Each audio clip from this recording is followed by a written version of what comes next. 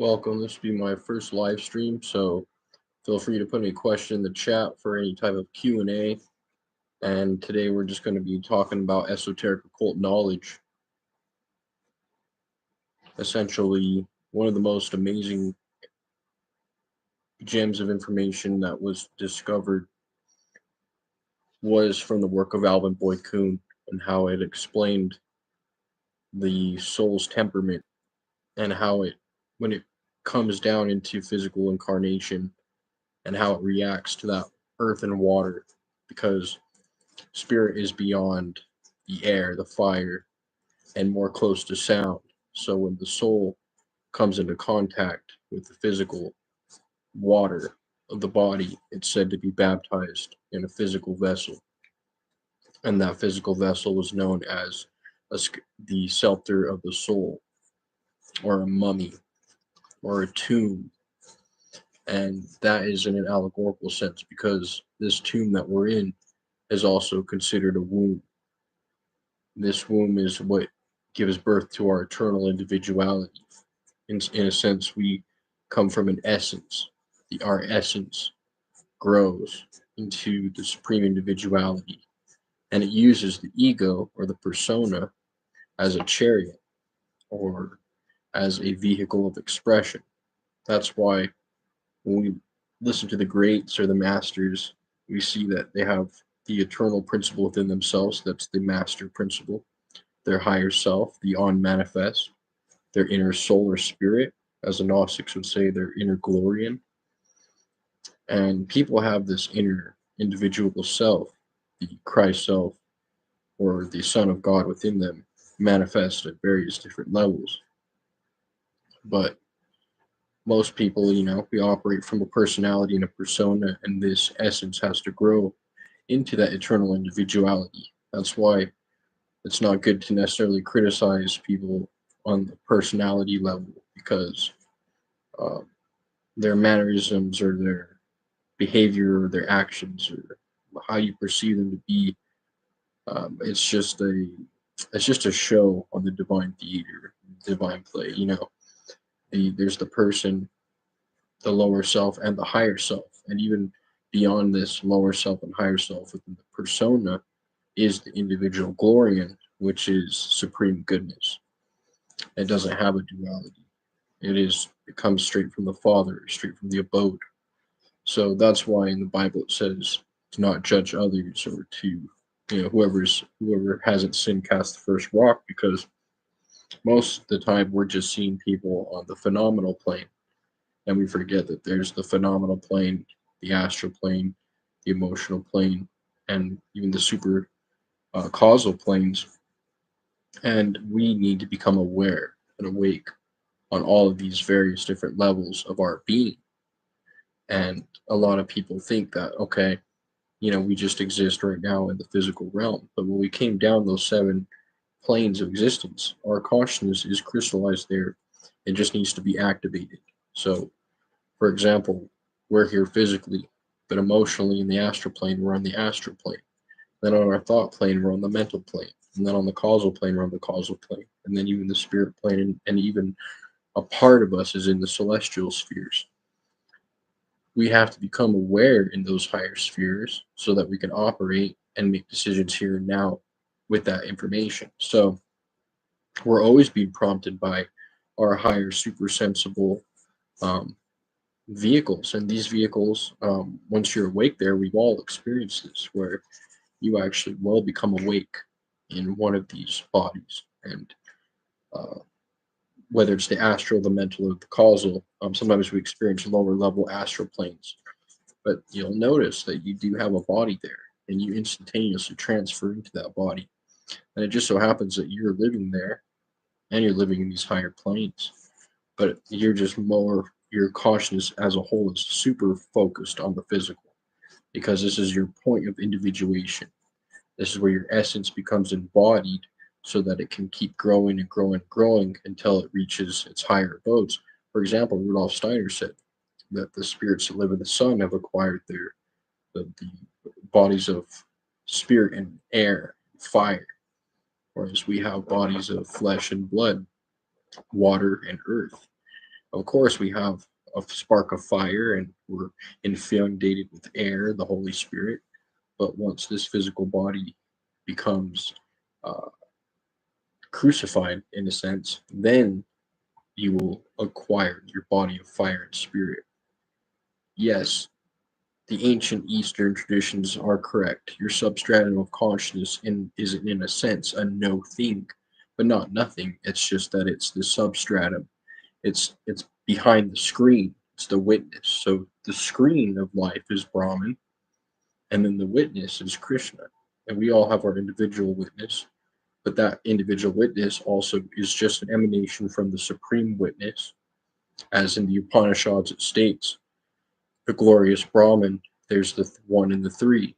The one, the there's the universe, the inhabitants of the universe, that means all the emanated souls, and the one who watches it. So there's always is that type of figurative speech that we all hear about in Christian theology as, the old man in the sky. Is he an old man in a cloud? Not necessarily, but the divine eye, providence, sees all, hears all, as in the Upanishads it says. Without physical legs, he runs everywhere. Without physical eyes, he sees everything. And on these various different planes of existence, it must be apprehended. And this can be proven by some of the information taught by Thomas H. Burgoyne and C.C. Zane, is that consciousness must have a body to operate. When you die, you don't just become a disembodied floating head, or you don't just merge back with the cosmic goop or the one. You maintain your separate individuality just as the supreme creator, the mother and father of the universe, maintain their separate individualities. We emanate from them like a loaf of bread. That loaf of bread is the supreme bread of life, because even though it creates crumbs and these crumbs go back to the loaf, they still maintain their individual crumbs, and this bread does not shrink. So that is exactly why in the Upanishads it says, once you die, you go to the realm of the ancestors. If you're um, transcend the realm of the ancestors, then you go to the realm of the sages who have divine wisdom. If you transcend that, you go up to the realm of the spirits, just as firstborn spirits, and the spirits that were born with divine wisdom. And then above that are the souls that have descended to physical form, transcended, and are born with the knowledge of good and evil, and have transcended by doing good.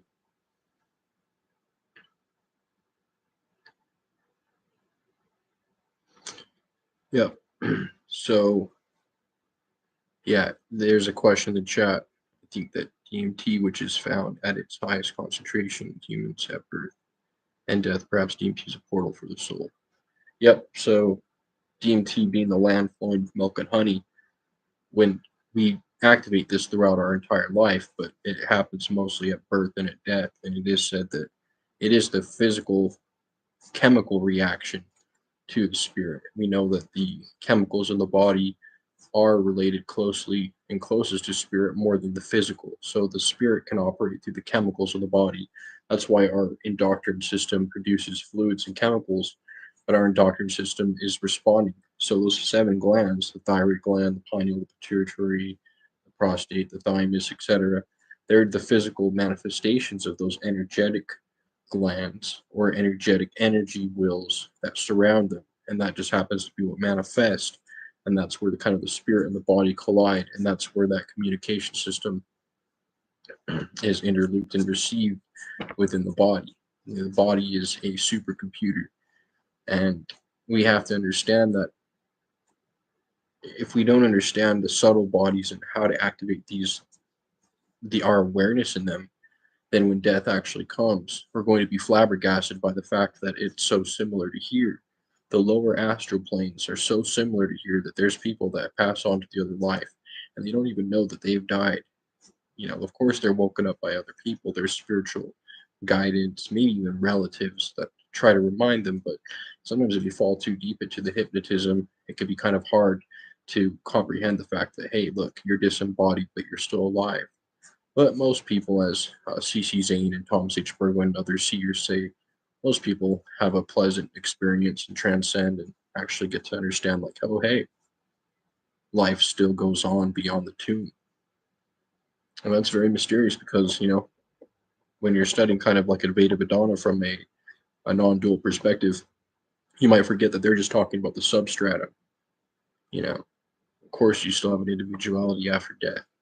So the whole point of the crucifixion, the resurrection, you're resurrecting into your solar body or your body of gold and fire, and you're going to there's going to be people, places, and things to do, but of course you're not going to have a physical body that needs to eat, sleep, poop, needs to break a bone or have to do all of these monotonous things, because in the physical realm is the land of the mundanity.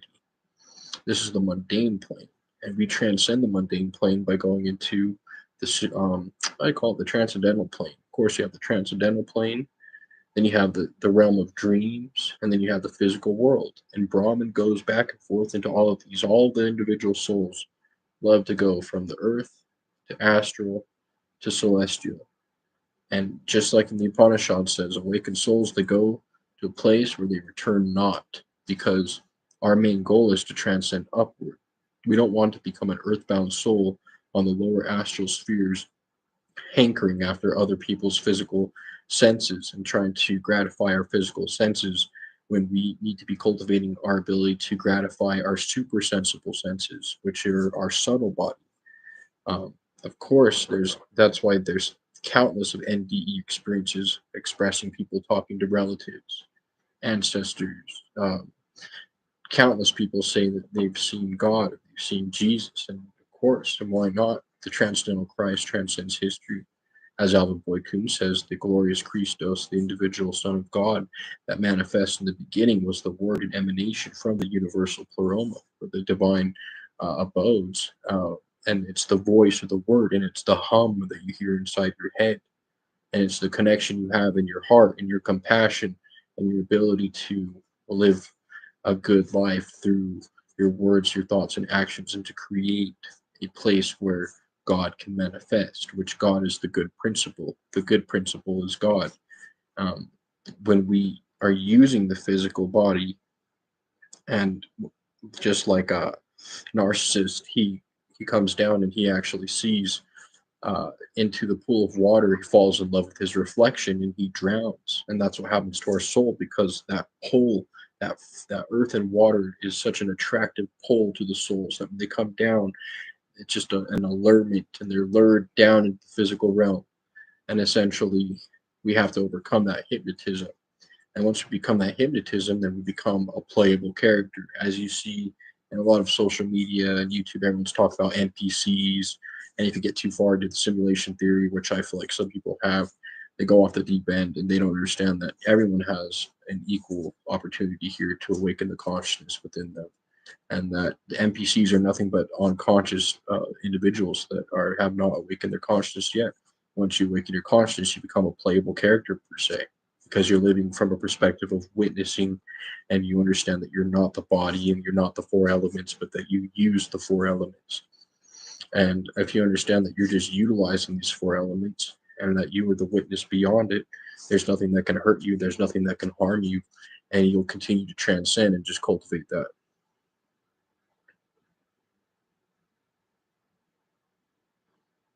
Yep.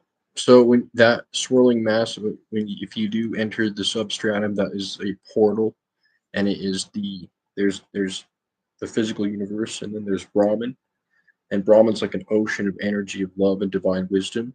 But notice that you didn't lose your individuality as you crossed through it.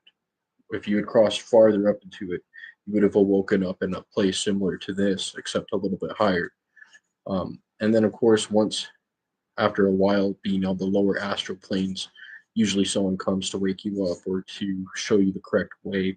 Or maybe if you've been also practicing and comprehension and understanding throughout your physical life, then you'll take that awareness with you, and it will be quite a simple transition. But essentially, yeah, of course, conscious must have a body to participate and in life, and life is beyond here, and each level appears physical, of course. You know, Yeah, this is physical, but when you dream and you wake up in a dream, it is also physical. And you wake up in the celestial realm, of course, it appears physical, but it's protoplasmic matter, protoplasmic atoms. You're building a protoplasmic body with your divine purpose here on Earth now. Every action, thought, and everything you do, the sexual energy that you transmute into divine love, all becomes subtle atoms to your subtle body. And that subtle body will look either better or worse than your physical body here, because in the physical realm you can hide your true intentions, the wolf in sheep clothing. But in the higher dimensions you can't hide, and you'll have to just go with the people that you align with. And yes, you can progress on the other side. And I didn't just make any of this up. I've read this from C.C. Zane, a Hermetic seer, who's the contemporary student pupil of Thomas H. Burgoyne on Illuminated Brahmanism. Please read Illuminated Brahmanism, free PDF on Google. Please read uh, Thomas H. Burgoyne, Line of Egypt, and then please read Swedenborg. Once you put these three together, you'll completely be astonished at not only the misinterpretations from the Western religion. You know, we always give the Western religion kind of a hard time. The East has also had a screwy priestcraft as well, and they started misinterpreting things as well. And one of those misinterpretations is countless life cycles as a human being. The only people that really reincarnate are spiritual masters who've transcended into the celestial realm, and only then they also only appear as spirit to their disciples or to the people that are in their influx or astral consciousness. Everyone could transcend. Once you die in the physical realm, that's it, buddy. You're going to the astral dimension. Whatever you took with you will be there. There will be there to help you, just like there is here. Here, there's people here to help you. There's people there to help you. Here, there's people that will haunt you. And there's people that will haunt you. So, whatever your inherent nature is, of course, it will come out. And that gives a whole new meaning to as within, so without. So,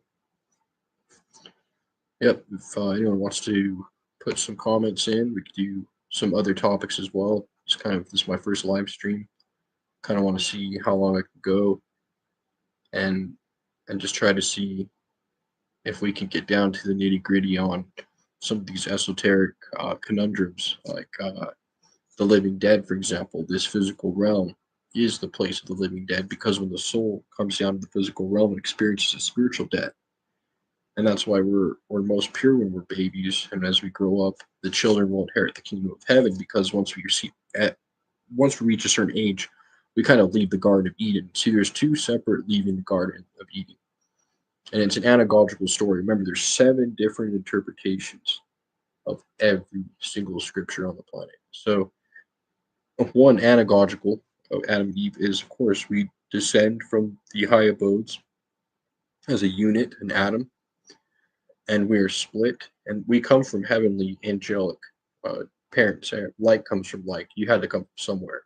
And remember, the physical realm is just the physical representation and manifestation of the spiritual realms.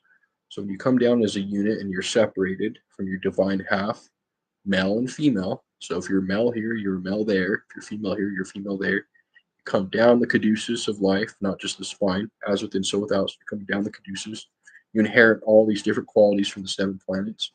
You're deposited into a specific place in the physical universe to incarnate your essence, which is a crucifixion to the tomb of life, or the womb, in which you'll await your trials and tribulations. The sun goes through the 12 zodiac, or as the 12 labors of Hercules, and finally come out as a mature soul ready to acquire the subtle bodies and be able to advance into the astral realm and the spiritual realm, where there are many things to do.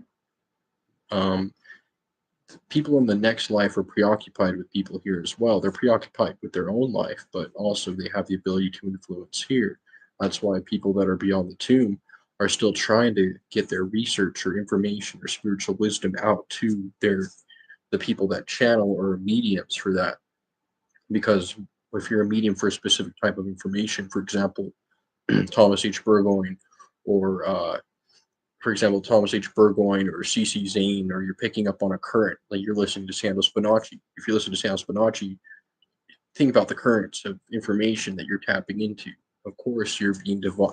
We're all being divinely guided to continue the self-realization of ourself and where we are in this universe so that we can align it correctly. Now there are entropic forces, the dark forces that are they were human before, they did evil acts, they were disembodied, they became demons, and they dwell on the lower astral planes and they influence people here in the physical realm to do their will. They do not want souls to transcend. They want to siphon and vampire energy because they have now lost their ability to manifest appropriately in the higher dimensions. So they have to steal energy from the lower dimensions. So we have to watch out for those interlopers, to say. So it will be interesting to find out that once, try to practice now, of course, through the astral projection practices.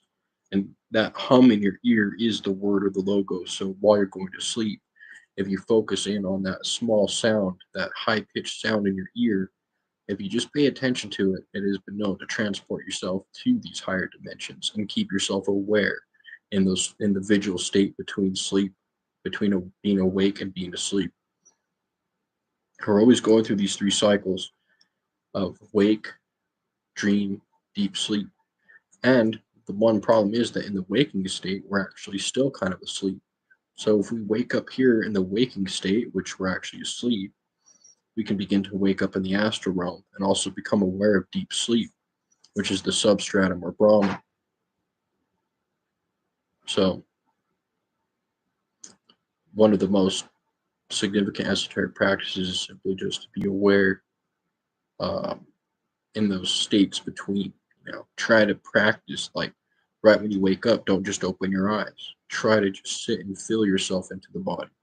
Well, if you feel yourself dozing off, try to just keep a bit of awareness awake so that you can be aware for that transition. You might find yourself getting up from your bed in another dimension. And that other dimensions appears just as physical as here. It just has a little bit less laws. So to be able to float, teleport, thought transference, only stuff that we dream we could do here, we could do there. Now, of course, people that astralize their physical realm and bring spirit down into their physical body through ceremonial magic or esoteric practices are actually able to astralize their physical realm to an extent and can perform things that only one would think they could perform in the astral plane in the physical dimension. But yeah, there's schools and universities and all kinds of beautiful things in the astral plane. And yeah, there's a lot of stuff going on up there within. It brings a whole new meaning to as within, so without, because most people think like what's within you manifests without you, like on a metaphorical way. Like if you think bad about yourself or your environment, then people on the outside, you're going to find that and see that in your realm. Yes, that is true, as within, so without, but that's where the law of correspondence, as within, so without, meaning everything you see out here is within you. And they are separate because within you is the spirit world and out without you is the physical world. Remember, Thomas H. Berglund said spirit and matter are actually the same. They're just separate polarities. So matter is just a negative polarity of spirit. Spirit sped up so fast that it becomes physical. That's why people say, increasing your frequency, that's actually becoming more physical. So if you want to do better in the physical realm, increase your frequency, but the higher realms are actually slower. So just thought I'd throw that out there. And yeah, if anyone has any questions, thanks, Jason. Appreciate it. See.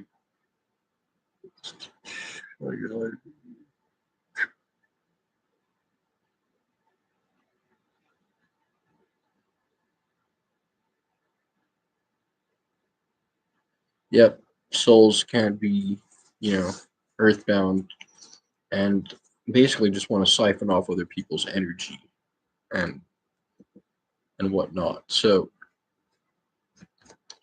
let's go on to, we were talking quite a bit about mysteries of the afterlife. So many people believe that the afterlife is just a fairy tale or a mechanism of comfort. So throughout the ages, esoteric orders have carefully documented the accounts of NDEs as well as clairvoyance. clairvoyant seers who can see into these higher dimensions, or as I'd like to call them, inner planes. And they can see these while still embodied and have verified an afterlife. All of the wisdom traditions of old, including the Upanishads, explain the realm of the ancestors, as well as higher realms with varying degrees of intelligence. One may ask, where does reincarnation fall into this matter? There have been many accounts of people remembering past lives. What is the cause of this phenomenon? How can there be a realm of the ancestors as well as reincarnation? Some may argue the relatives of the afterlife are simply holograms of the consciousness and are extinguished when the one soul who projected them is reincarnated.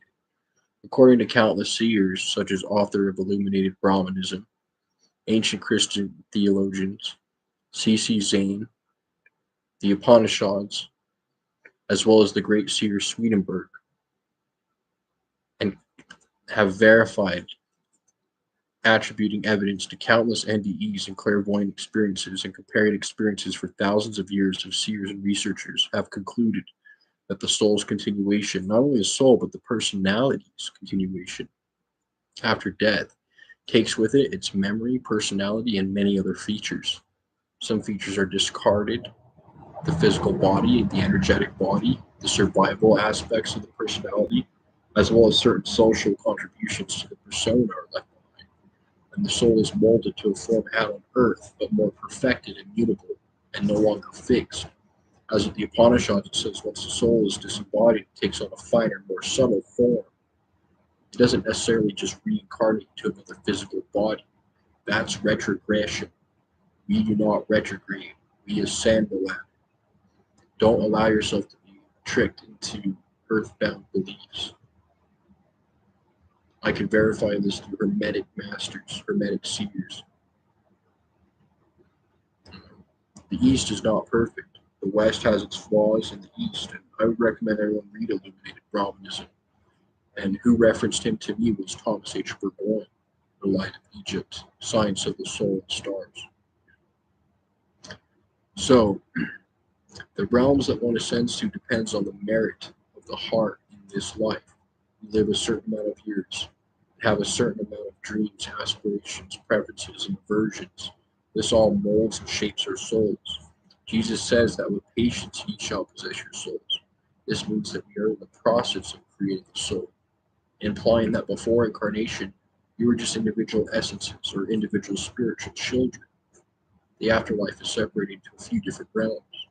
We have the physical realm, which is just the negative polarity of spirit. Then we have the realm of dreams, and then beyond the spirit world, and even the celestial realm.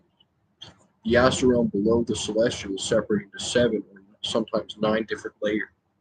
So there's 7 different substratums of astral, 7 to 9, each with its particular environment and plane of inertia. What happens to people who died before you? The Upanishad states they dwell in the spiritual sky.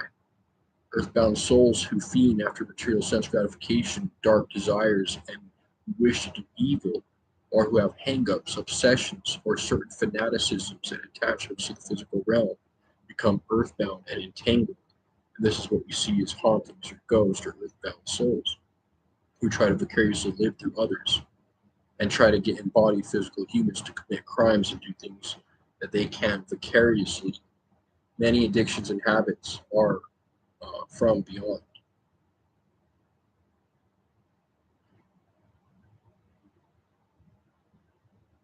Yeah, so we are the soul.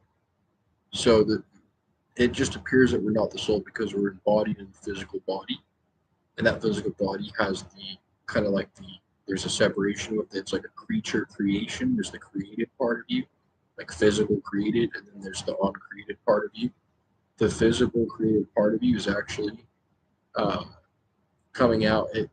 The physical part of you is coming out as an expression of your invisible self, and it's not invisible, right? Because in those other planes, other people can see you. So that's why there's a lot of confusion in the esoteric communities because, uh, yeah, I mean, you go into the invisible realm, but in the invisible realm, you can see. Read the Upanishads.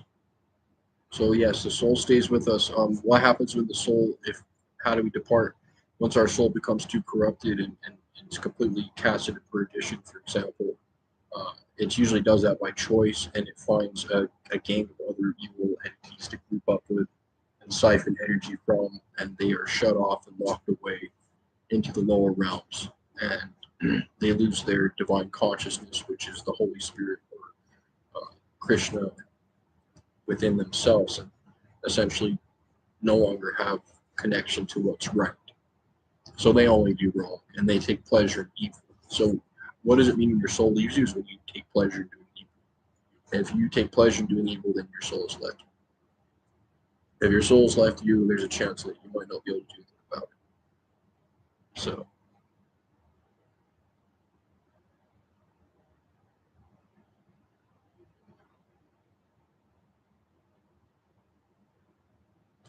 yeah, I recommend everyone get into Swedenborg. Check out C.C. Zane. Check out Thomas H. Burgoyne. Let's try to see if we can lift our perspectives. We're in the age of information. We're all tired of hearing the same phrases and same crap being thrown around on the internet and YouTube, all cookie cutter, boxed up very nicely for us. And we all think we know. Yeah, wait till you find out what those past life memories really were, and that uh, children or people can pick up and tap into the astral matrix and attain information and see it as if it were memories. And a reincarnation being only an appearance of phenomena. As once there's a great soul or mother matrix or the divine mother creates an entity. Let's take Walter Russell, for example. Walter Russell has moved on, transcended, he's on the next plane. However, God could create, now that Walter Russell has been here, a replica that is upgraded. The replica that is upgraded, people will point and say, aha, at last, there's the reincarnation. But it's just an upgraded version. You know, just read the books that I said, and then you will have perfect understanding of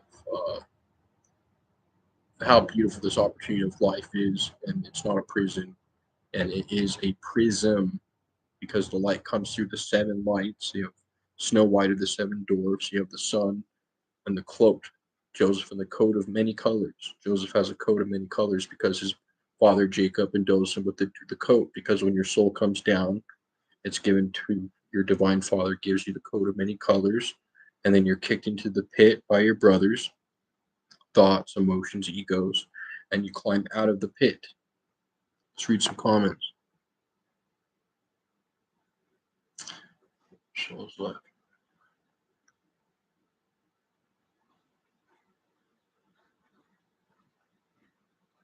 Yeah, so they're actually alive. They become elemental. It's almost like they digress into their elemental self, and it's almost like their soul is just completely soulless. Yeah, there comes a point where their soul is completely distinguished, and once they die, they get disintegrated in the black satellite and come out as crocodiles, things of that nature. That's where all the creepy creatures come from. So an evil entity could have come all the way down from the substratum, came up, down, got disintegrated, come out a crocodile, and then a human. So now there's human crocodiles. So there's souls, the humans that are come straight from the divine plane, little perfect innocent souls, children of God, and then there are literally demented hyenas in human form. So not everyone's human. Some people are hyenas.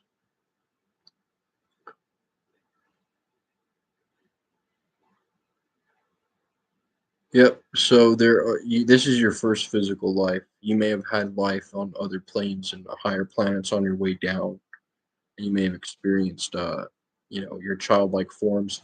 Thomas H. Berwin talks about the spiraling down.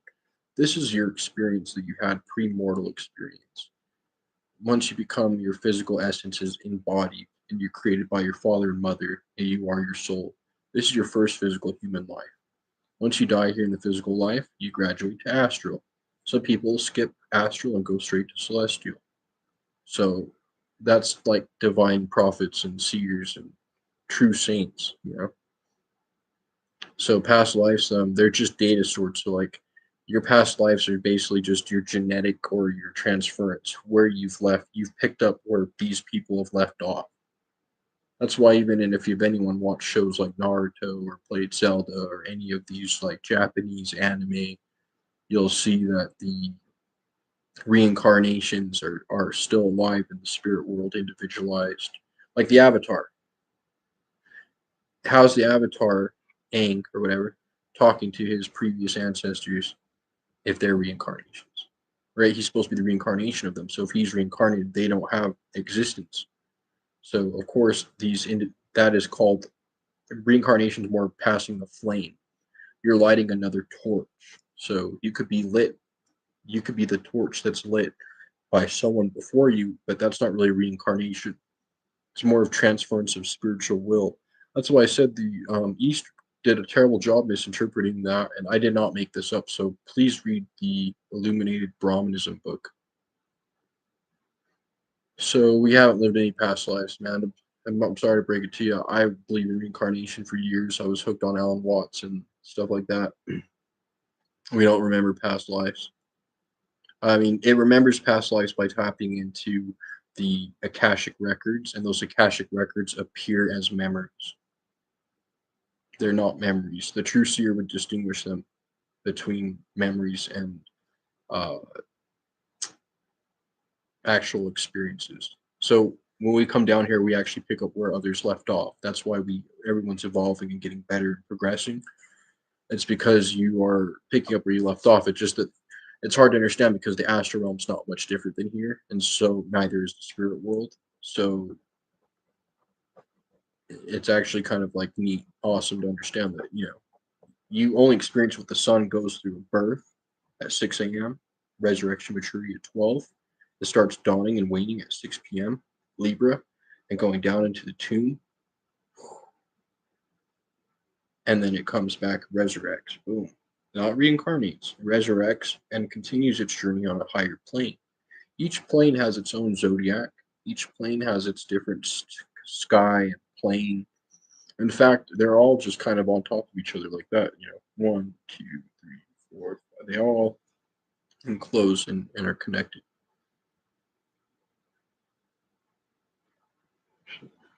Yeah, so people come back to the physical realm by becoming earthbound souls, and then they co-opt and hijack your experience and make you and to vicariously live through you.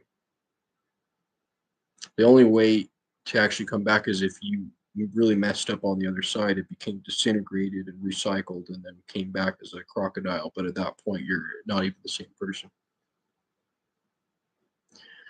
The soul enters the body. The soul doesn't ever really enter the body. It just kind of wakes up and dims. It's kind of like conception is when light transference occurs, you could say, but the soul periodically hovers beyond the astral, and especially the ages from like 0 to 7, you know, the soul's still more so in the astral and spiritual dimensions. That's why children can see spirits and talk to their imaginary friends and astral project and lucid dream. And then slowly as they become embodied more and more, that simply goes away. But you're somewhat embodied from the start.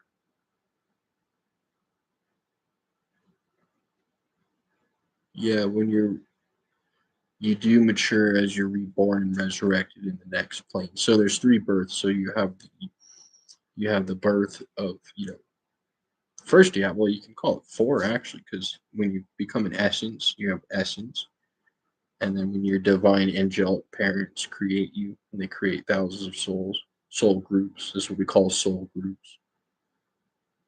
Then your essence is transformed and transmuted and separated, and you leave the Garden of Eden, which is a perfect realm. You're just innocent, coming down the cycle of the planets, acquiring the seven vestments, vices and virtues. You deposit in the physical realm, and sometimes you won't meet your other half here. Yeah, sometimes your Adam and Eve or whatever, your soul or your twin flame, whatever people call it nowadays. Not sometimes you just don't meet him here on the physical plane. But a lot of the times you do, and it is a glorious celebration. But Usually that is all sorted out in the afterlife. And sometimes if you don't find a partner in this life, you will in the next.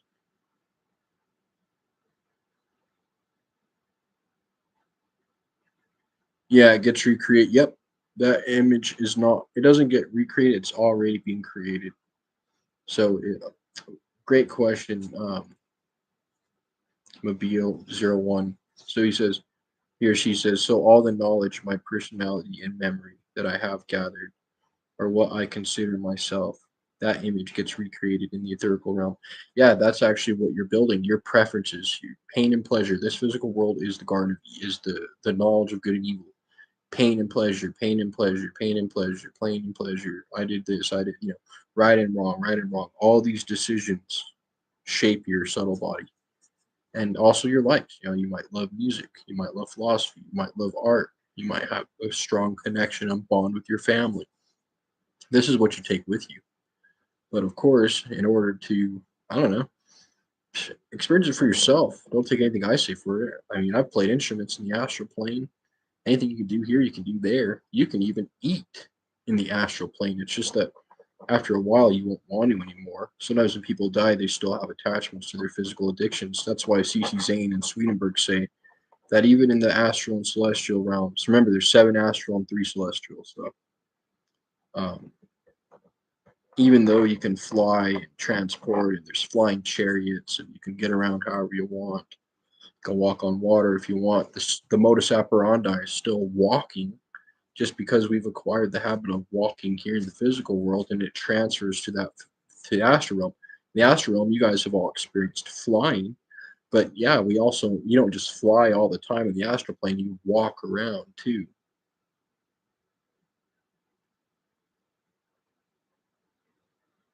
You are the soul, so don't separate you and the soul, because your physical body is being created, and that's what it's merging. It's the divine connection between matter and spirit. So that separation is going to be distinguished, and you're going to go with it.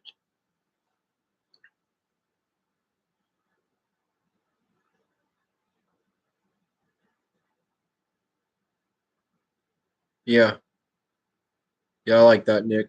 I think that, yeah, yep, yep, try to do it like that for sure.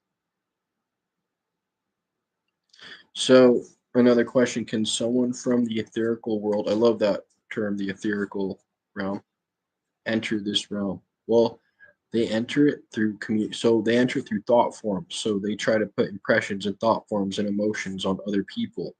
And for example, like, let's see, someone from the physical realm enter this realm. Well, we're always coming down. So if you've never been in the physical realm before, you're coming down from the etheric realm into the physical realm. You're still maintaining access to these bodies. For example, just have an example here. Close your eyes, feel yourself now, and now feel what you're feeling. Can you take yourself somewhere else and feeling? Can you imagine something else? Can you feel somewhere else? Can you imagine yourself somewhere else? And can you think about something? You're already a triad being. You're already doing 3 different things at once. So, and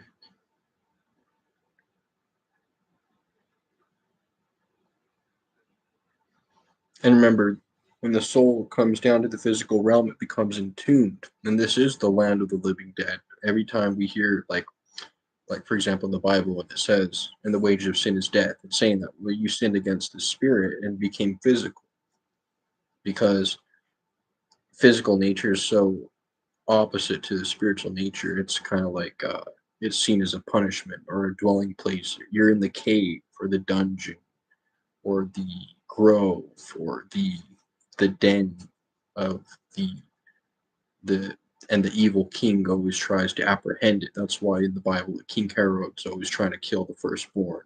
King Herod, on one level, represents the sun and summer scorching the firstborns of the plants, but also it's the ego, the lower animal ego, is enforcing its survival of its individuality separate from God, and wants to rebel against the spiritual impulse that's born in us around the age of 12.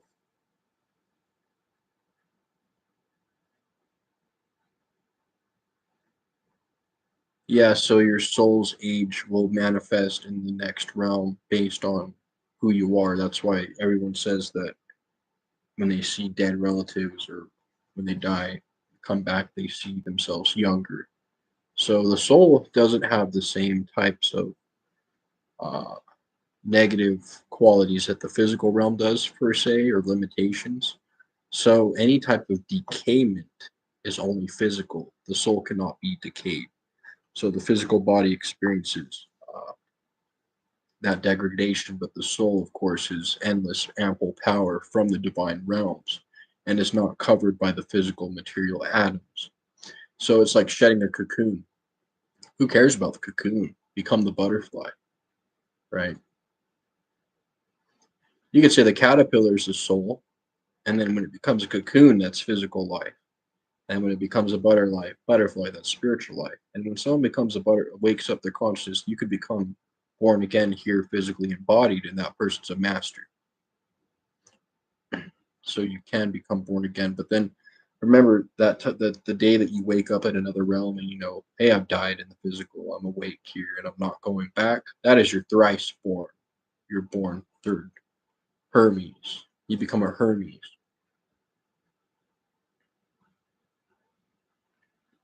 There is a birth of the soul, actually. I mean, yeah, that's true. There was never a time where you did not exist, but your essence was taken from that abode it's kind of like, you're an essence, like just a sweet little essence of divine wisdom and knowledge. Remember, God is love and wisdom, love and wisdom, and God creates multiple demigods or angelic hosts of creators, male and female, and then they create souls. And then our souls come down into the physical realm, and then we create more souls. So it's an ongoing process. We're taking souls that have been created above, and we're nurturing and maturing them here so that they can resurrect and acquire their body of fire and spirit and disregard the body. Well, instead of saying disregard the physical and water body, it's better to say that you're transmuting the earth and water, and you're transmuting the subtle atoms from the earth and water, and that's why you maintain a form in the astral realm. So there is a birth of the soul in a sense. Yeah, we're separated from God's consciousness, but don't forget there's a part of us that's not separated. Remember, there's the higher soul, the lower soul, Arjuna and Krishna, and we have to connect our Arjuna, which is our higher soul that's separate, to Krishna. That's why Arjuna is always asking questions to Krishna. Arjuna is always questioning. Yep, we're always connected. And it's funny when Krishna is talking, right? It's the Lord of the universe talking. When Jesus is talking, it's the Lord of the universe talking. When Allah is talking, it's not these separate individuals and such. There's just one voice, and anything that goes against that voice is just noise. So get into divine sound and tap in Christ. No, maybe the words doesn't really have to come from either or. They were both eternal. They're just both picked cryptograms of the one eternal principle, the good, the supreme good. Because there's the mundane good and evil, and there's the supreme good, right? So yeah, yeah. And it's a story about our divine counterpart. And yes, I mean, there's countless people that die and see Jesus the Christ, the Son of God, just like Alan Boyd Kuhn says. Yeah, of course, because it's a transcendental being that transcended from the abodes. In fact, it's if you say God here is impersonal, then it creates Christ as personal. Um, Alan Boyd Kuhn says cultures have been trying to cultivate the Christos principle or the Christ principle for eons. You know, and that's what we're all trying to cultivate here and now.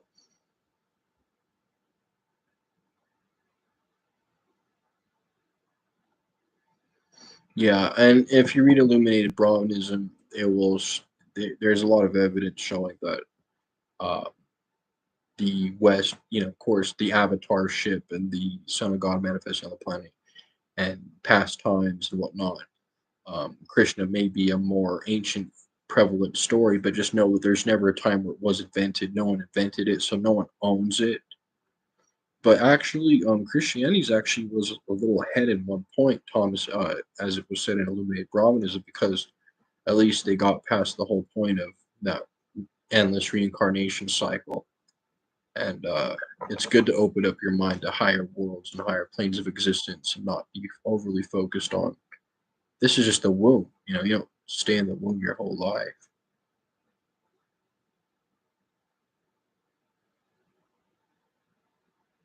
Yep, the soul has no beginning and no end. There still is a beginning. Yep, as there is in all the sine wave. You always have your Aries, Taurus, Gemini going up to maturity, dropping down to Libra, and coming back up again. And each time you come up, you go up a level. So, but then that line, remember, in one of my lectures, please watch my previous videos, you are the substratum line. And then your mind and thoughts are the ups and downs. Stay as the line. The plane of inertia is your balance point. And yes, Brahman and Abraham represent the divine innermost, and they are principles and personas of that which influences us within. And that's why when Abraham leaves the city of Ur, Ur means light. So when Abraham comes out of the light, he descends.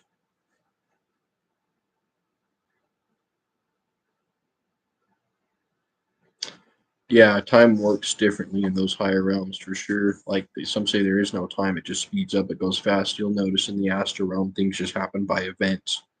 Event, activity, activity. There's no there like here in the physical world there's this, right? Nothing. And then stuff's going on. Oh, you have to do this. Oh, you have to do that. Oh, nothing. Oh, you have to do this or that. There's urges here, the three gunas, tamas, rajas, and sattva. There's the rest, and from the rest comes the passion. From the passion comes the goodness. You have to activate and climb this ladder. We always have these three. I'm gonna sit here, sleep will come, death will come, hunger will come, a need for reproduction will come. All these things are natural part of the cycles. Um, and then, of course, in the other realms, you also have particular urges and incentives and things that you want, but they won't be based on, physical crude matter like I need to eat or I need to sleep or I need this. You might have energetic resting points in the astral realm, but you won't have a body that needs rest, for example, only here.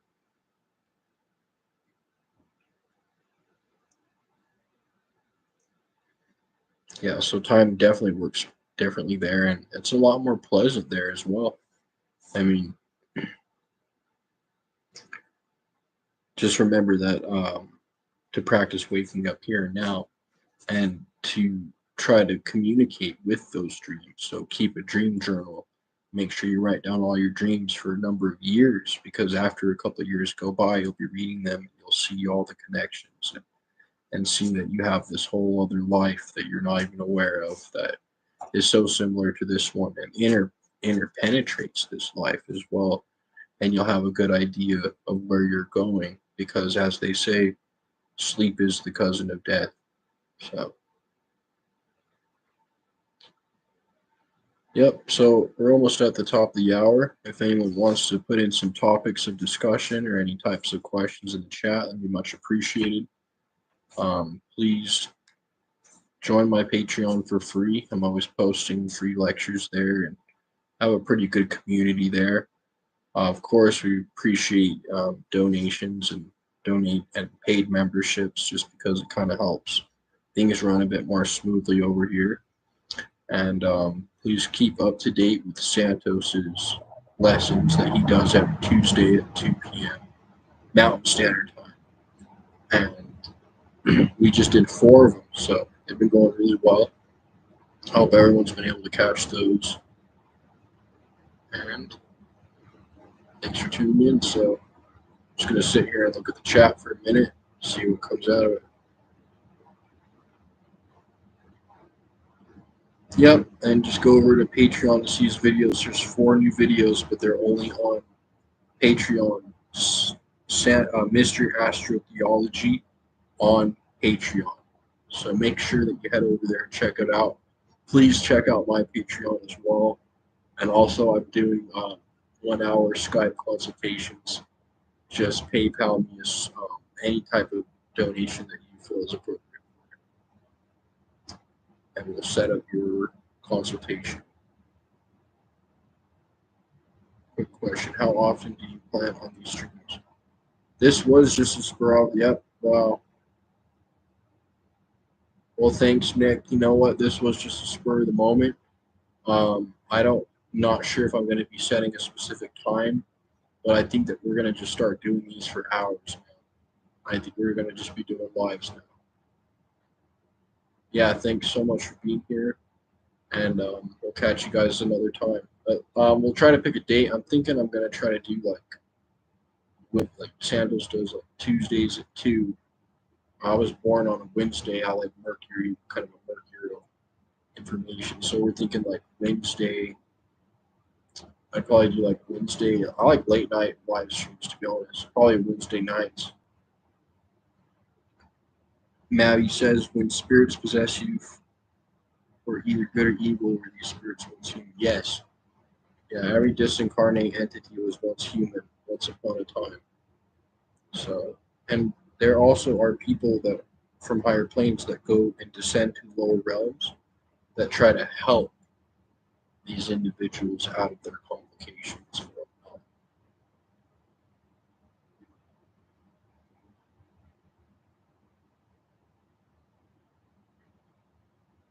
Yeah. So that's why it's really good to just do purification exercises, prayer, meditation, keep a clean mind, keep good company, breathe, and always stay connected to your inner I am source and that inner hum in between your ears, because that is the gate to heaven. Yes, disembodied hellish soul. Uh, it's very possible, there's always what they would call missionaries or agents of light that are descending into the lower realms to help these individuals, and usually they're chased out because evil people enjoy evil people, and misery loves company and hates the light. Yes, not necessarily crocodiles, any type of creature that's a little bit more grotesque. Think about it. Would you rather be a swan or a crocodile? Yeah, it requires the balance, yes, and that's why those evil entities are here to test us. God still utilizes their evil actions and has a place for them in our soul evolution. So God is so intelligent and so supreme that he uses these aspects of creation that went astray to help strengthen and to help increase our conscious awareness here and now. So yeah, he's the divine attribute, and he is the all-inclusive consciousness within us. And when we speak from our higher mind, we speak from that place.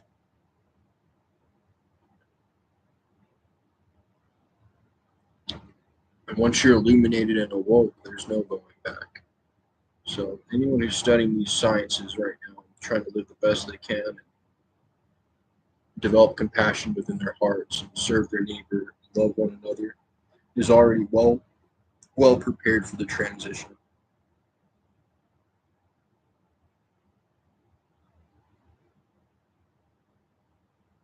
So it comes through us through this small voice within, and it comes from the silence within. And we need to learn to just trust and let go. Listen to the Tao Te Ching and know that God is. And because God is, then once you stop thinking and trying to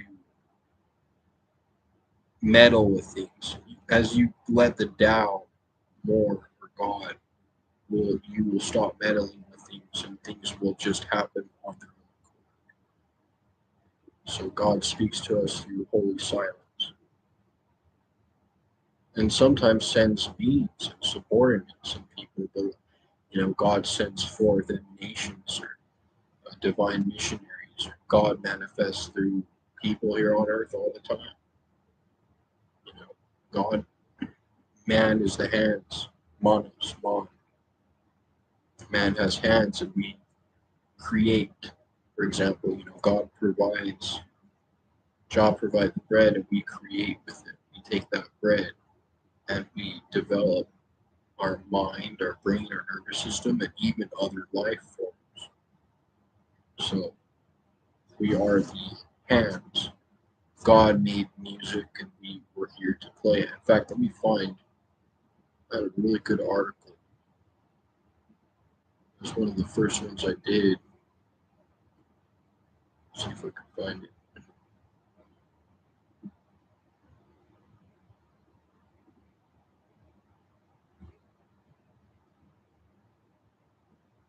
It's really cool. Like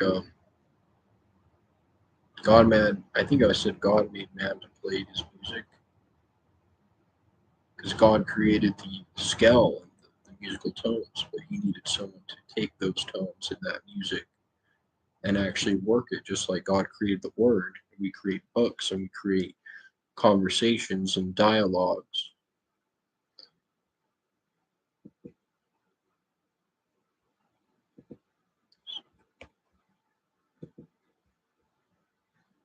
Like all the way down. Yeah, put any questions in the chat or comments for topics, and we'll get right to it.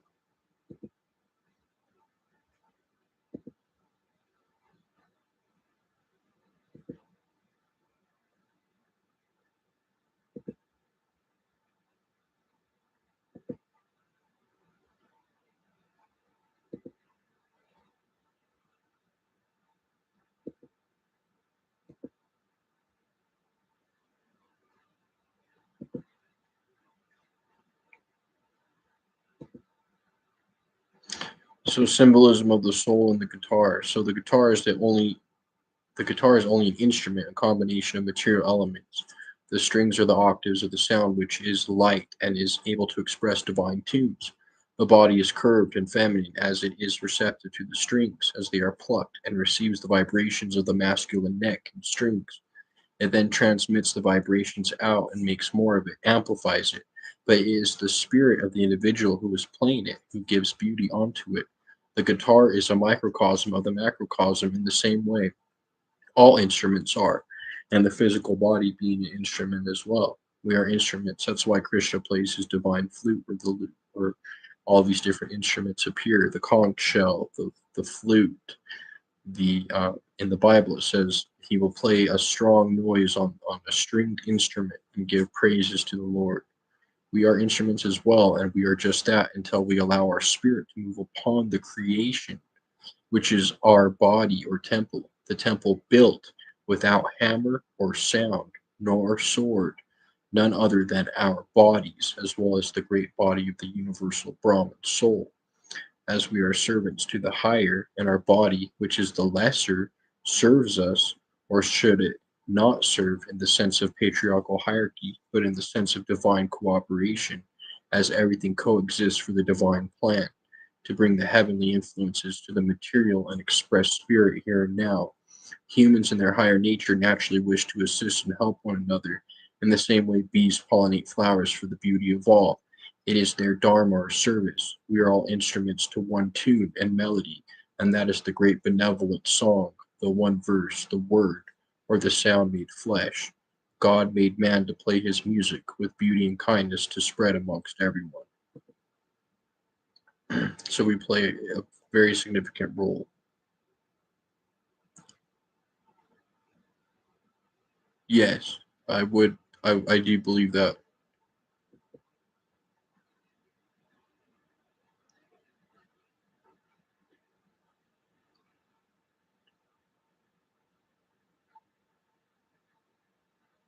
Yep. So there's just a lot of different misconceptions out there because sometimes from the east or west, you don't know if they're talking about it from a substratum perspective, an individual perspective, the simulation, NPC stuff. It's just kind of you know it's all convoluted. So we're just trying to make a space to get the best knowledge and very well researched and very well experimented with. And like I say, I don't like to just talk fluff, so I've done a lot of research to come out and actually say, hey, look, we don't really know what we're doing. We don't know where we're going. We might think we have it all figured out, think we remember everything, and think that we know where we're going, but most of the point, most of the time, sometimes people are just crazy. There's a lot of noise out there, and you have to distinguish all that noise through the silence and become silent, become aware, and get to know yourself more, and always become observant. Remember, there's one of the most important esoteric practices is to simply just pay attention. If you just pay attention in life, things will go good and you will ascend. But if you don't pay attention, then you won't. And right now, the evil influence or the satanic forces are trying to make it so people do not pay attention.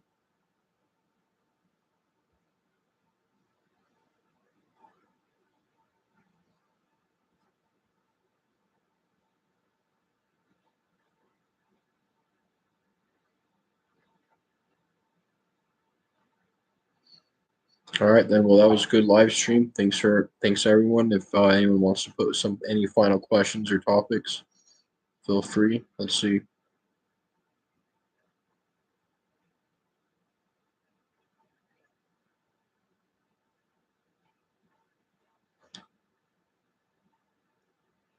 Yep, always have your filter on. There's a lot of truths out there in the age of Aquarius, and we have to filter out between which ones are actually soul traps. There's a bunch of trap doors out there right now. A lot of things that are counterintuitive. A lot of things that you think are healthy that are not. A lot of the things that you think are helping you that are not. False ambitions. The truth of the matter is just get in touch with that silence. Get in touch with the sound and that inner substratum within, and start speaking and living from that point, and start activating your eternal witness and activating your energy centers, not only the seven chakras, but the one above your head. And we will be doing training um, discussing that. You also have energy centers to activate here, and you also have energy centers to activate here as well. And also to look at yourself and say, hey, am I being, you know, don't hesitate to look at yourself and say, "Oh my God, what have I done? What have I thought? What am I thinking?" Observe yourself and pay attention, and try to see if you can actually shed light on some of your unconscious habits, and try to bring light into the darkness, and make the unconscious conscious. Right? That's the whole point of being here, is to waken up our consciousness, and we can't do that if we think that we've already perfected or we're already there, or that you're, just because you went on a certain diet or cleanse, or you did a couple of mantras or this and that, that all of a sudden your consciousness is cleansed.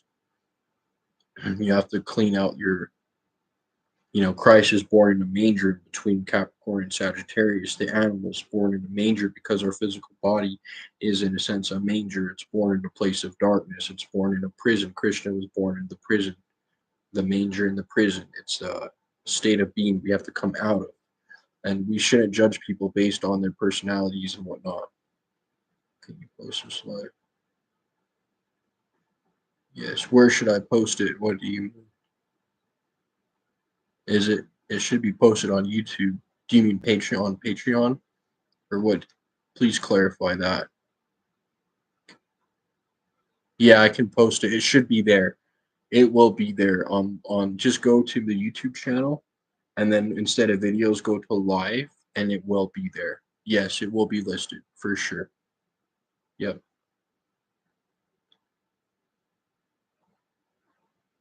Yeah, witness your own mind, because your mind is just like what you're using, right? It's a tool, and the contents of your mind are connected to everyone else around you. So, yep. So this is the first live stream. It's definitely a good time to do it in the summer. So hopefully we'll do more of these. If anyone, please check the website and ways to support. Feel free to send a donation or become a free member on Patreon or a paid member. There are some perks, but I really don't like putting anything behind a paywall. So anything helps. And also feel free to book a consultation with me. Um, my email can be found uh, in my website. So just go to innermysteries.org or join the Patreon, set up a consultation if you need.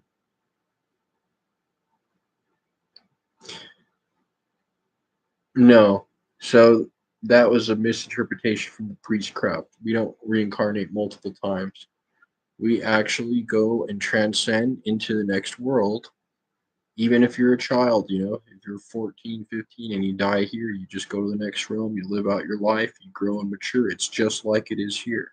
There's no difference. It's just more fun, more pleasant, and a little bit more progressive over there. But here you really get your preferences and your form, and you really wage war with the physical dimension to temper your sword. You're here to temper your sword, and you'll take your sword out once it's tempered and sharp. So this is where we come to sharpen our sword. But once the soul's disembodied, it can't just become an infant again.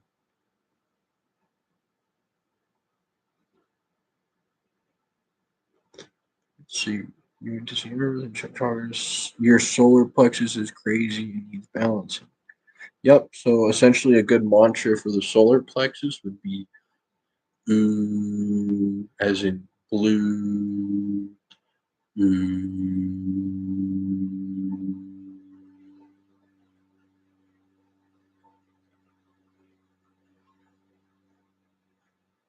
And charge your hands with the sun, and just make sure that you're breathing correctly, grounding your feet on the soil, and maybe that chakra is trying to tell you something. Maybe if your solar plexus is close to your adrenals, maybe you're doing something that's stressing out your adrenal gland. So just kind of take inventory and check to see um, what you could be doing that's causing your adrenal gland to be imbalanced. I would say doing some I like doing like eightfold breath in eight, do the fourfold breath: in four, hold four, out four, hold four, in four, hold four, out four, hold four, and just kind of do the box breathing.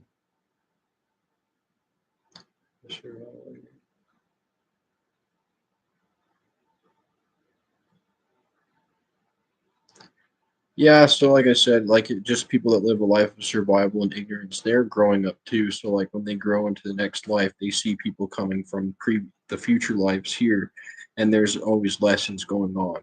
There's always a sense of progression. So once you die and take on that next life, you're gonna not be like you're gonna be outside of your shell, right? It's basically getting outside of the box. When you die, you're thinking outside of the box now. You have to be pretty freaking corrupted or pretty freaking asleep to like wake up on the next life and not know what the heck's going on. But I guess it happens to people. God bless those people, but know that God loves them and there's help. There's jobs on the next realm. I didn't make any of this up. Go read Swedenborg. Go find out that Swedenborg's where all this near death, life after death stuff came from. Go find out who Swedenborg is. I want everyone here to look into Swedenborg. I want everyone here to look into C.C. Zane. C.C. Zane and Thomas H. Burgoyne, Light of Egypt, Science of the Soul. Because I don't want to be like, I didn't just like, I was like, oh, I'm going to come up with a bunch of crazy ideas and do a live stream. Try to, I've been studying this new topic for like the past 4 years, this new, now five probably, this new way of thinking. And it was just based on divine intervention. Knowledge came to me on its own accord, and I want to share it. So I hope that helped Michelle with the chakra. Let's see, suffering adrenal stress. Yep. Yes, I can't remember what was the adrenal gland. Something to help it. Stay off the caffeine for sure.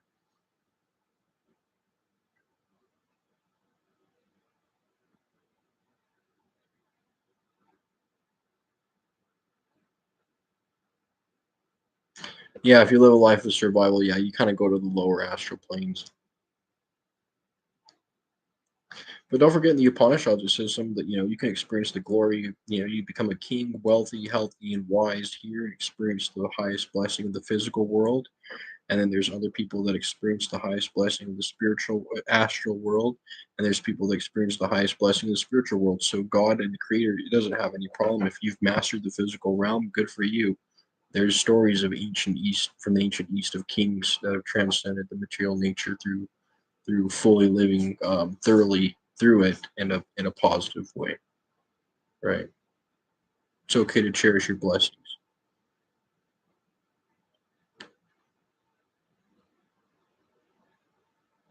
Yeah, as in the Bhagavad Gita, when it says, yeah, it is a misinterpretation. When it says return, it could mean earthbound, and it also means returning into soul cycles, meaning you're still trapped in your mental gymnasium of your physical life.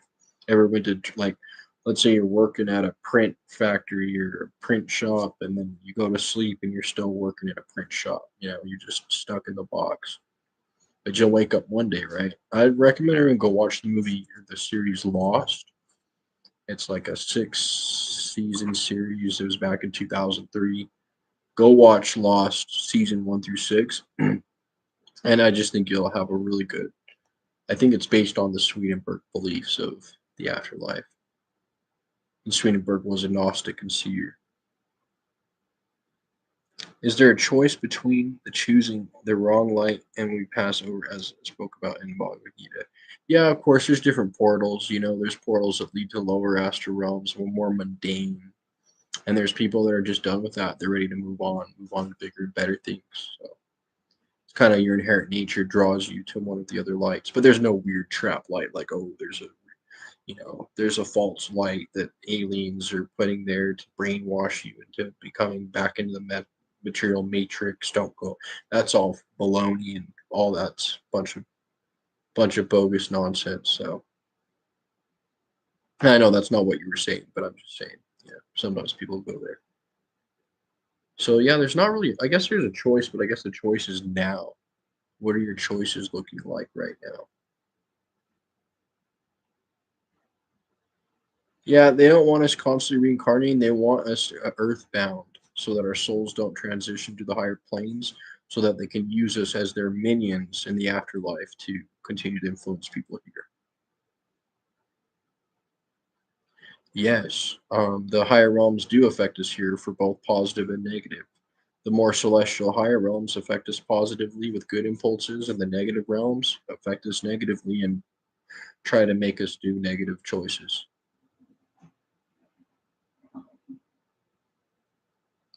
Yeah, Lost is amazing, right? You remember they wake up in that little astral plane and they all died and they all. Sorry, but for spoiler, no more spoiler. Sorry for the spoilers. Everyone go watch Lost. If you have seen it, then you'll know kind of what to expect in the afterlife. Oh, remember. Okay, so Michelle wants to know how can we reach our highest frequency? Remember, we don't want to necessarily do our highest frequency. We actually want to slow it down a little bit. But I actually both reach our highest frequencies, how things materialize, and then the more slower it goes, is the more dematerialized. So if you want to master the physical realm, you want to just make sure you're staying active and activating your rajas, Rajas, and keeping them towards God and service to Krishna, and then hopefully becoming sattva. But you want to kind of lower that frequency. You try to do the threefold meditation. So what you're going to do is you're going to sit still. You're not going to move for 10 minutes. Mark this 10 times. So 10-minute trials of sitting down, laying down in a comfortable position and not moving. Then you will begin rhythmic breathing, rhythmically breathe through the nostrils. Then you're going to focus your energy on your heart and above your head. And you're going to simply witness here from this part of your eyebrows here, a tongue at the top of the mouth, creating the energy circuit. Practice that, and it will definitely be able to. Oh, another one, Michelle, is for sure, like you said, for the tuning, you're going to want to do the breath.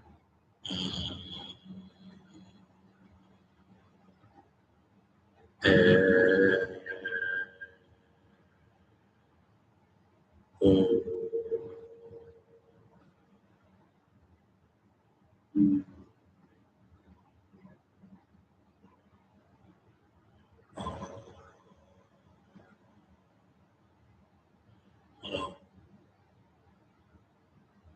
and then the root chakra.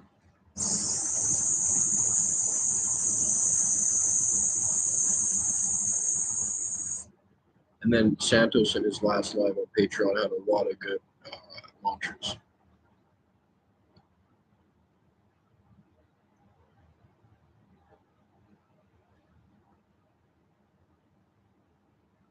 So I think they just benefit because a lot of their superiors are also disincarnate entities, and they want an army of disincarnate entities to continue to keep us kind of confused. But remember, God's using them as a way to strengthen us. Every plane has its issue.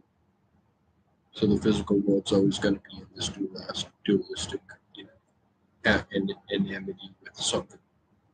That's why it's better to not get caught up in all the shenanigans.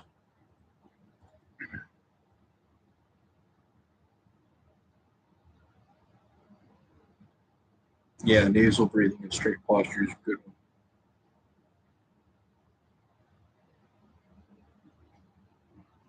Yeah, I would recommend ceremonial magic. Either do hermetic, like Franz Barding hermeticism, or do some like Golden Dawn self-initiation practices. And just don't feel free to look at yourself sometimes and just say, "What the hell are you doing? What's going on here?" We're not always perfect. We're not always doing our best. It's okay to look at yourself and say, "You know what? I'm just kind of screwed right now. I need to get my mind together." Yeah, it is exciting to think about what's next. Creative Dragon Ball. Oh, you're interested in Dragon Ball. Nice. Great stuff. Journey. That is so beautiful. Yeah, so we had primordial existence as more of an innocent type of soul.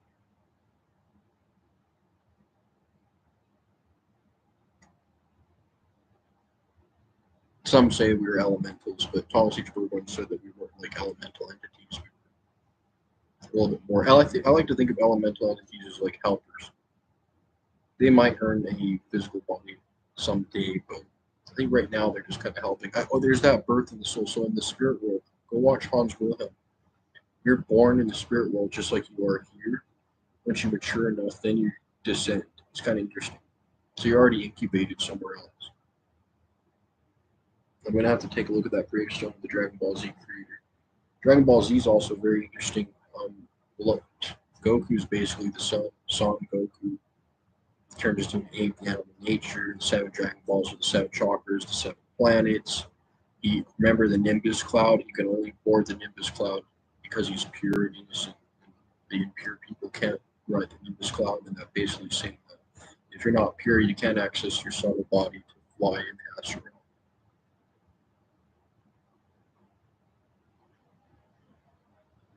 Yeah, when it comes to that for sure, I think Cal loyalty, you know, just kind of CPT cold, just kind of do whatever feels right. I think the best thing is just recharging with the sun, breathing, staying happy, staying positive. Don't over exercise. That's also a soul trap. People that over exercise are unhealthy. So don't over exercise. Stay in homeostasis. It's okay to have some subtle activation, essentially. Check your breath. Like Manly P. Hall says, the first part of initiation is always that belly breathing. You have to learn how to pot belly breathe because you have to learn how to store more chakra in the lower densities.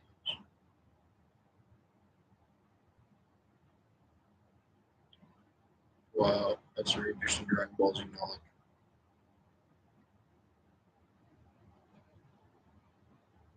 So exactly, yeah, where were we before the physical realm? I don't know. Try to remember. You might have just been part of the substratum before you were extracted from it, individualized.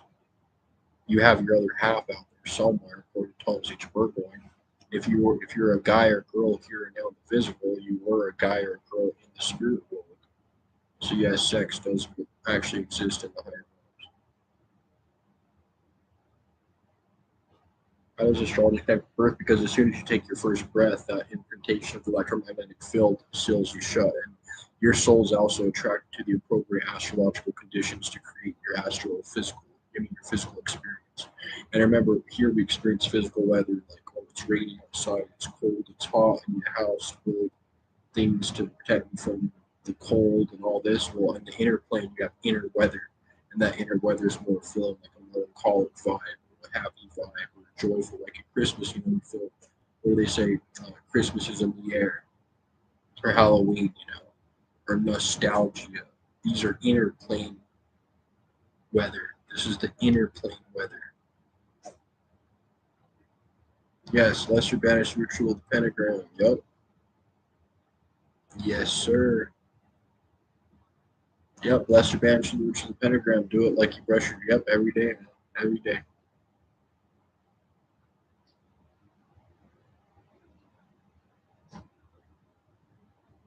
Yep, in those dimensions they use magic like dragons. Yep, the anime is a good reflection of the higher planes.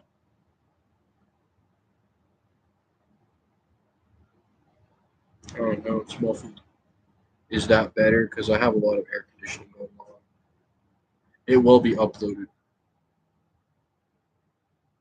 Can anyone tell me if my mic's better? The air conditioner just went off.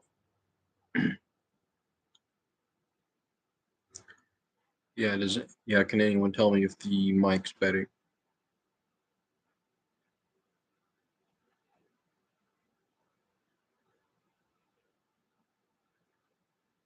Nice.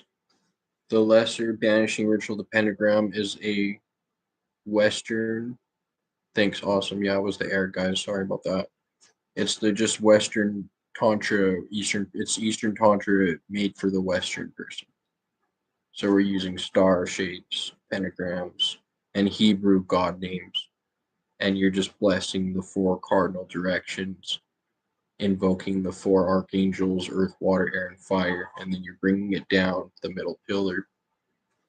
If you guys want me to do a lesser banishing ritual presentation, I can definitely do that. There's a lot on YouTube, but it might be good to have it from a syncretic perspective. No. Yeah, so astrology is connected. So go read Thomas H. Burgoyne's chapter on karma and reincarnation in the Light of Egypt, Science of the Soul, free PDF on Google. Then he explains how karma, you're not punished for your past life. You're not. You're punished for your thoughts and actions now. And some of the things that happened to you that were wrong were just to mold you. Like you're molded by the game. You got to be molded to fit your true destiny.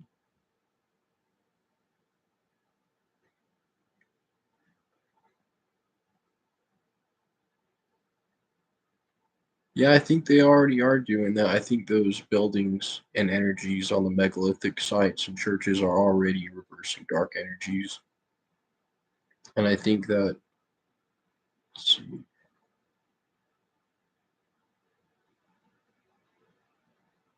Oh, no worries, Ekamoto.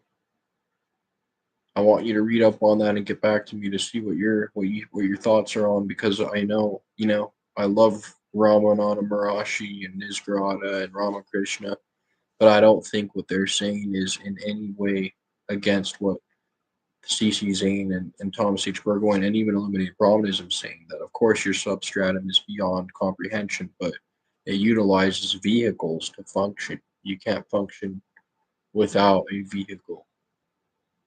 I think a lot of people are preparing to become floating heads. So my mom was always scared of, when we die, we're just going to become a floating head.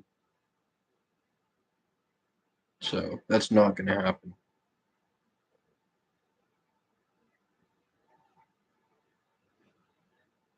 Yeah. So Myra Patel says, "How come some people are born with very good configuration of planets?"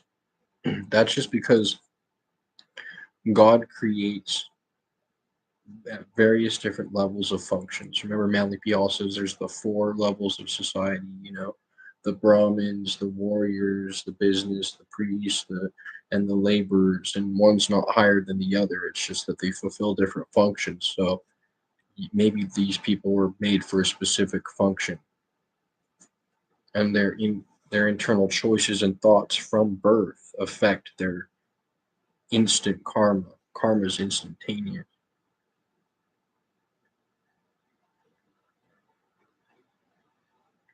Yep, yep, Nick. The Lesser Banishing Ritual of the Pentagram does purify your elemental energies, and remember, you're separating each one of your elements and putting them on a shelf, basically earth, water, air, and fire, and you're shelving them, and then you're working on them and purifying them one by one, and then you're putting them back together in a more organized fashion. The substratum is basically the screen of consciousness. It never ends. It's kind of like, have you ever slipped into a deep sleep, like kind of the vigil state, and you feel like you're in a bot, like you're just a room of energy. You're the consciousness, basically. Yes, astrology is the word of God, and it is the eternal scriptures written on the celestial heavens, and gives us all the information we need about what to expect in this life and the next. So astrology are, like the Bible, is divine cryptograms. Cryptograms are secrets, and gram meaning pictures, secret pictures that reveal hidden truths. And astrology is the eternal clock that's used to determine our qualities and our mission and our goal, and what the prophets and seers have used since millennia. The three magi, even though they're literary characters, were astrologers. In the Old Testament, when it says astrology is bad, it's just talking about fortune tellers and people that use it to basically deceive you, you know. But true astrology is just divine knowledge of self, and like God told Job, can you tell forth the Mazzaroth? That can you tell forth the signs and seasons? Can you bind the Pleiades? Can you feel the influences of the bear? You know, because all of these things influence us, and we should be awakening to these stars above us that are there, because they're entities. Just like animals are below us here, like in consciousness, well, we're below the stars. You know? So we're always looking up. And that's why human is divine, because man can look up. We have the spine erect. And with the spine erect, we look up into the heavens to investigate the glorious mysteries. Yeah, a take up. I just recommend everyone, before you start doing Golden Dawn ceremonial magic like Lesser Banishing Ritual of the Pentagram, and Ekamonto, can you tell me what was interesting? Just because I just lost my train of thought, just let me know what you thought was interesting, please. I'm kind of just going off a wave here. Um, yes, so before you do the uh, Golden Dawn initiation, please do Franz Barden's initiation into Hermetics.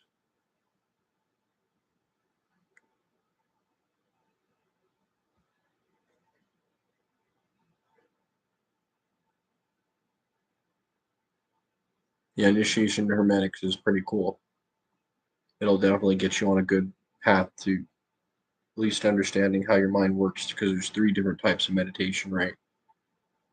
Letting your thoughts flow and just observing them, observing the train of thoughts for 10 minutes, 10 times.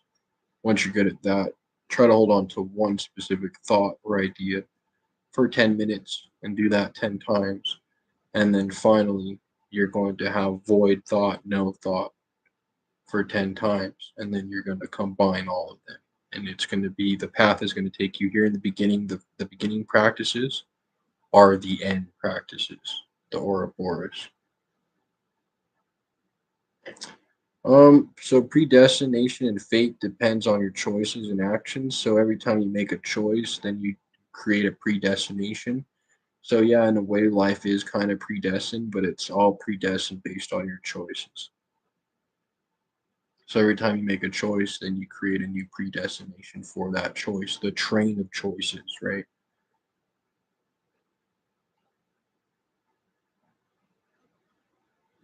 Yeah, man, Nick, that's awesome. Oh my, is this Nick?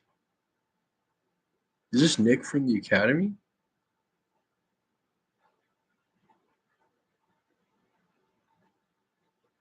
Oh my god. Well, I was just saying, oh, hey, what's up, Nick? I think it is you, man. It's awesome. It's good to see. Oh man. It has been a long time, brother. I hope you're doing really good. It's good to see you. I saw some of the work you're doing with Nick and Crystal, and I love it. I want to get you on here and talk about esoteric occult ceremonial magic. I think that'd be fun.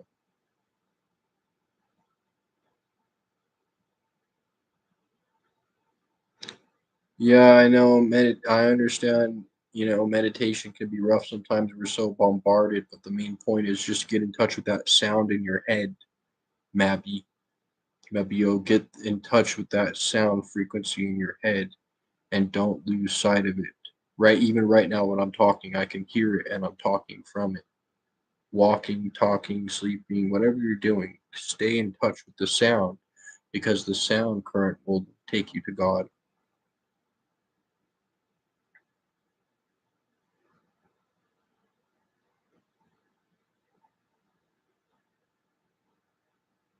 Yeah, what do you mean does anyone else lose chat? You think cremation or burial is better? Yeah. I think there's probably no significance. I think I saw this one pretty high level rabbi dude say that, God created us and counts all the hair on our head, so he definitely can distinguish us from the body. But I think traditionally, I think there might be benefit to being tuned. It depends on kind of your culture. I guess it wouldn't be significant in my opinion because I don't want you to ever feel like someone who was cremated had a hard time because of it. I've had loved ones who were cremated and I've had loved ones that were buried and they both acquire their subtle bodies. So don't worry about it too much. No, Nick, I'm gonna look for your email. I will type it in and find you. And please make sure you're sending to my main email, either the perennial wisdom temple at gmail.com or Campbell Chris 0402 at gmail.com. Nick. Oh yeah, Nick T. Yep, this is awesome. Yep. Yeah, music will take you there. Just keep on listening to the good music. Classical music, reggae, Bob Marley, whatever, instrumental, classic Chopin, Debussy, uh, Mozart, Paco de Lucia, Papa Pena, flamenco, Spanish, Santos Bonacci's music. Please, everyone, go purchase an album from Santos Bonacci. It really helps support syncretism.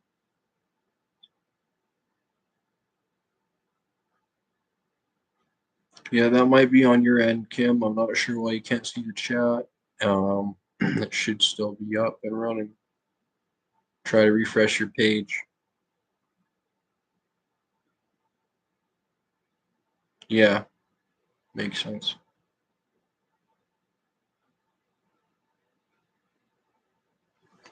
I think we can change how we journey this life, but the destination will not change.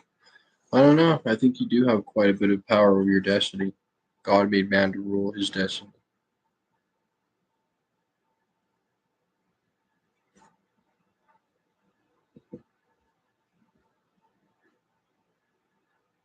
Yeah, and I also want to do some talks on astral theology, but it is getting a little late here, so I think I'm going to shut it down.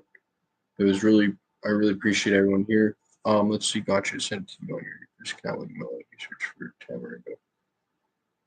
Nice, awesome, Nick. Thanks so much, buddy.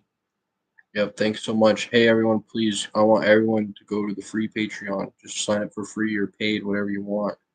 Just get over there on Patreon so we have a good community going and we can get everything. I post mystery school lessons there as well. Oh, there we go. Awesome. All right, guys. Well, it's so good talking to you. Y'all have a good night. Peace.